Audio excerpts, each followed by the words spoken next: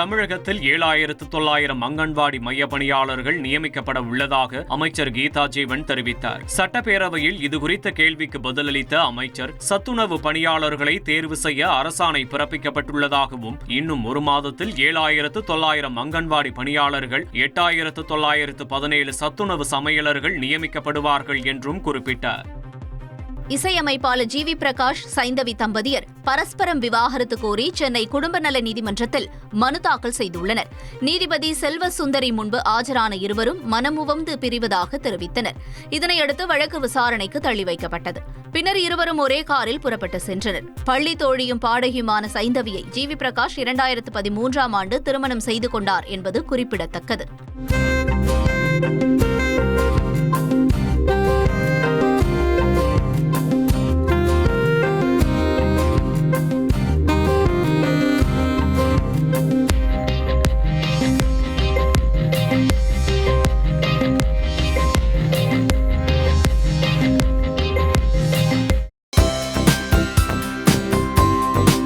தந்தி டிவியை உங்கள் cable TV ஆபரேட்டரிடம் இலவசமாக கேட்டு பெறுங்கள்.